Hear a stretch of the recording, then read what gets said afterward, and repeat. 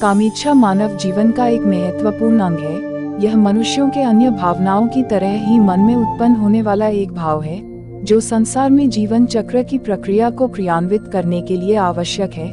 इसलिए कामेच्छा को ईश्वर ने मनुष्य के भावनाओं और शारीरिक आवश्यकताओं में शामिल किया है, ताकि संसार में जीवन चक्र सामान्य रूप से चलता रहे। परंतु आधुनिकीकरण के दुष्प्रभाव, तामसिक खानपान, दूषित वातावरण, मनुष्य के अज्ञान और अनैतिक जीवन प्रणाली की वजह से कामेच्छा अब कामवासना का रूप ले चुका है और आज हमारे मानव समाज के लिए एक समस्या बन चुका है। आजकल लोगों के मन में हमेशा कामवासना के गंदे विचार मन में आते रहते हैं, जो उनके जीवन को भयानक तरीके से प्रभावित करते हैं। कामेच्छा के दुष्प्रभाव। कामवासना वैसे तो एक छोटी सी समस्या है, क्योंकि हम सभी के दिमाग में अच्छे बुरे विचार आते जाते रहते हैं, लेकिन इस छोटी समस्या का भयानक रूप तब दिखता है जब हम इन मौके पर अपनी वासना को काबू में नहीं कर पाते और हमसे कोई अनैतिक भूल हो जाती है। हमारे समाज में कामवासना की वजह से बलात्कार, हत्या, अनैतिक शारीरिक संबंध और अप्राकृतिक यौनाचार जैसी बुराइयां जन्म ले रही है। हमारे दुनिया में इस समस्या की वजह से हर साल लाखों जिंदगियां बर्बाद हो रही है, लाखों रिश्ते टूटकर बिखर रहे हैं। जम्मू में आसिफा, दिल्ली में निर्भया और हैदराबाद में प्रियंका के साथ जो हुआ वासना के इन्हीं गंदे विचारों का ही दुष्प्रभाव था। इसलिए आज हम इस कहानी में इसी समस्या के कारण और निवारण के बारे में बात करेंगे, जिनसे आप अपनी कामवासना पर विजय प्राप्त कर सकते हैं। इससे पहले कि आप इस कहानी में खो जाएं, शार्ट बुद्धिस्ट स्टोरी चैनल को सब्सक्राइब जरूर कर लें। एक समय की बात है, एक गुरु का एक शिष्य था। वो शिष्य युवा था और उसकी उम्र लगभग 16 वर्ष की थी। वो रोज भिक्षाटन के लिए गांव में जाता था। एक दिन जब वह भिक्षाटन के लिए जा रहा था, तो उसने देखा कि एक लड़का जो उसकी ही हम उम्र का है, एक पेड़ के पीछे छिपकर किसी को देख रहा है। वो शिष्य उस लड़के के पास गया और कहा, मित्र क्या देख रहे हो? उस लड़के ने कहा, आओ तुम भी देखो, देखो परियां कैसे नदी किनारे खेल रही है। शिष्य ने नदी की ओर देखा, वहां पर कुछ युवा लड़कियां नदी किनारे कपड़े धो रही थी। शिष्य ने कहा, मित्र यहाँ तो सिर्फ लड़कियां कपड़े धो रही है, तो इसमें छुपकर देखने जैसा क्या है? उस लड़के ने कहा, अरे तुम अंधे हो गए हो क्या? दिख नहीं रहा? जरा उनके सौंदर्य को तो देखो, उनकी अदाओं को तो देखो, सुंदरता कैसे बिखरी पड़ी है। शिष्य ने फिर से नदी की ओर देखा और अब वह देखता ही रह गया।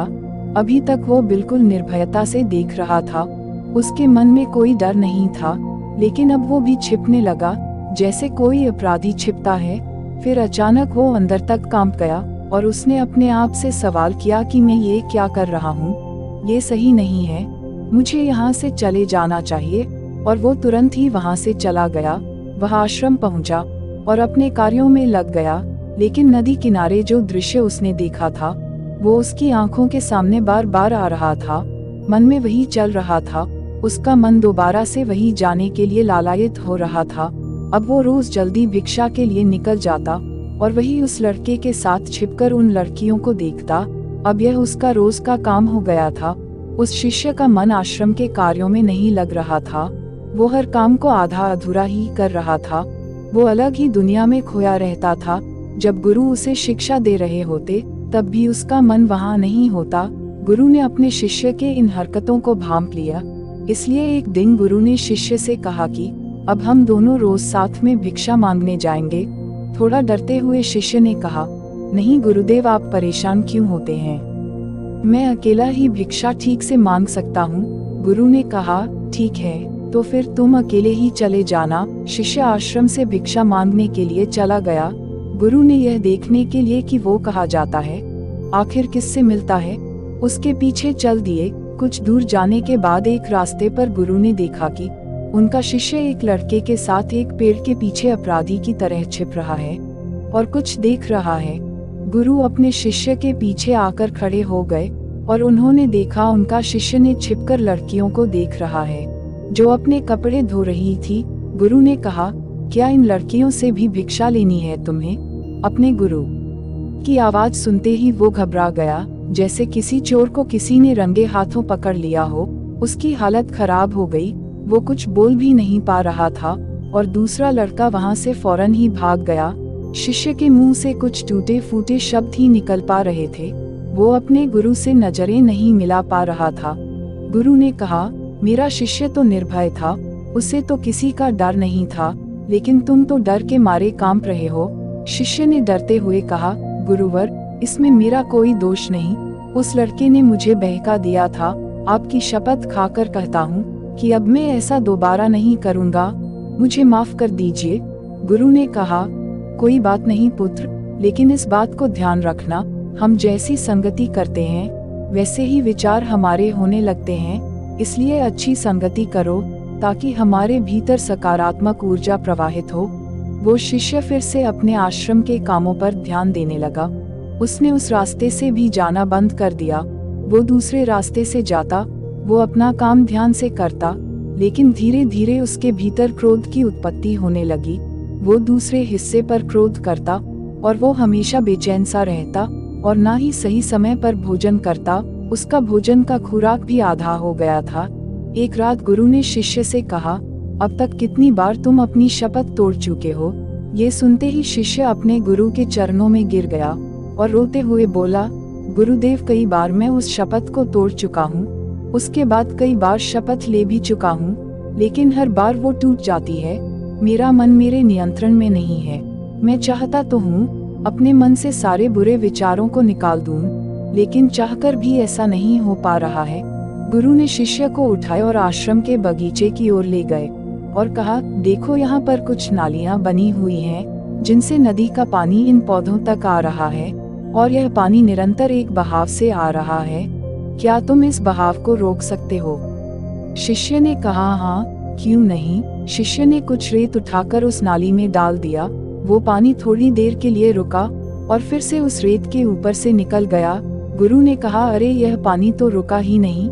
इसके बाद शिष्य ने कुछ कंकड़ पत्थर उठाकर इकट्ठे की और उस नाली में डाल दिया और पानी थोड़ी और देर के लिए रुक गया, लेकिन फिर से पानी उन कंकड़ पत्थरों के ऊपर से निकल गया। गुरु ने शिष्य से कहा, ये क्या, मैं अगर शपथ लूं कि इस पानी को रोक दूंगा तो क्या मैं रोक नहीं सकता? जिसके बाद शिष्य ने कहा, क्यों नहीं गुरुदेव, मैं अभी आपकी शपथ पूरी कर देता हूँ। इस पानी को तो मैं रोक ही सकता हूँ। कुछ देर बाद वो शिष्य एक बड़ा सा पत्थर लेकर आया और उस नाली पर डाल दिया। पानी रुक गया। शिष्य ने कहा, देखा गुरुदेव, पानी रुक गया, आपकी शपथ पूरी हो गई। गुरु थोड़ा सा मुस्कुराए और कहे, ध्यान से देखो, पानी रुका नहीं है, वो पानी पीछे की नाली तोड़कर बाहर आ गया है और अगल बगल से बह रहा है और इस पत्थर से आगे भी आ गया है और अपना रास्ता बदलकर फिर से आगे की ओर बह जाएगा। और थोड़ी देर में ऐसा ही हुआ। गुरु ने कहा कि तुम्हारे साथ भी ऐसा ही हो रहा है। तुम बार बार शपथ ले रहे हो और हर बार तुम्हारी शपथ पानी को रोकने वाले पत्थर की भांति बड़ी होती जा रही है और हर बार तुम्हारी शपथ टूट जाती है और यह हमेशा ही टूटती रहेगी। कितना भी बड़ा पत्थर रख लो, पानी तो अपना रास्ता बना ही लेगा। ये देखकर शिष्य निराश हो गया और कहा, गुरुदेव, क्या कोई रास्ता नहीं है कि मैं अपनी शपथ पूरी कर सकूं और मैं सही रास्ते पर चल सकूं, बुरे विचार मेरे मन में ना आए। फिर गुरु ने शिष्य को उस नदी के पास ले गए जहां से पानी आ रहा था। गुरु ने कहा, यह पानी इस नदी से आ रहा है और अगर हम यही उस रास्ते को बंद कर दें जिससे यह पानी बगीचे में जा रहा है, तब हमारी शपथ पूरी हो सकती है। शिष्य ने कहा, अवश्य, मैं इस पानी को यहीं से बंद कर देता हूँ। अब आगे पानी जाएगा नहीं और आपकी शपथ भी पूरी हो जाएगी। शिष्य ने नदी से निकलने वाले पानी के रास्ते को भरपूर मेहनत करके पत्थर से बंद कर दिया, परंतु फिर आगे गुरु ने कहा, एक बात बताओ, अगर हम इस पानी को और अधिक खोल दे, 2 गुना या 4 गुना या 10 गुना या पूरी नदी का पानी बगीचे की ओर मोड़ दे, तो क्या होगा? शिष्य ने कहा, तब गुरुदेव, बगीचे में जितने पेड़ पौधे हैं सब नष्ट हो जाएंगे, वहाँ कुछ नहीं बचेगा। गुरु ने कहा, तो समझो इस बात को, हमें किसी चीज को रोकना नहीं है, हमें शपथ नहीं लेनी है, हमें सिर्फ संतुलन कायम करना है। ज्यादा पानी से भी पौधे नष्ट हो सकते हैं और कम पानी से भी पौधे नष्ट हो सकते हैं। जीवन पनपता है सिर्फ संतुलन से और संतुलन से ही जीवन चलता भी है। शिष्य ने कहा, लेकिन गुरुदेव, हमारे मन में जो बुरे विचार आते हैं उन्हें मैं कैसे रोकूं? गुरु ने कहा कि रोकने की आवश्यकता नहीं है। जो भी विचार तुम्हारे भीतर है, तुम्हारे ही कारण है। उन कारणों पर चिंतन करो, और कहीं ऐसा तो नहीं कि तुमने नदी का पूरा पानी अपने बगीचे में छोड़ दिया है, इसलिए हर तरफ पानी ही पानी दिखाई देता है। कोई जीवन नहीं, कोई ऊर्जा नहीं, कोई पौधा नहीं, केवल पानी, काम वासना का पानी। शिष्य ने कहा, गुरुजी मुझे जगाने के लिए आपका बहुत बहुत धन्यवाद। उस दिन के बाद शिष्य रात को बहुत चैन की नींद सोया। सुबह अपने कार्यों को पूरे मन से किया और उसी रास्ते से गया जहां वो लड़का उस पेड़ के पीछे आज भी छिपा हुआ था। वो उस नदी पर पहुंचा जहां पर वो लड़कियां कपड़े धो रही थी। उसने लड़कियों से पानी मांगा। उनमें से एक लड़की ने उसे पानी पिलाया और उस शिष्य के चरण स्पर्श की। शिष्य ने हाथ ऊपर उठाया और कहा, तुम्हारा कल्याण हो। कहानी के सार में हमें 2 सीख मिलती है। पहली सीख, संगति हमेशा सोच समझकर करनी चाहिए। जैसे खरबूजे को देखकर रंग बदलता है, उसी प्रकार से हर व्यक्ति पर संगति का असर पड़ता ही है। कहानी की दूसरी सीख हमसे कहती है कि जीवन में किसी चीज को जबरदस्ती रोकने का प्रयास नहीं करना चाहिए, बल्कि चीजों को संतुलित करने का प्रयास करना चाहिए।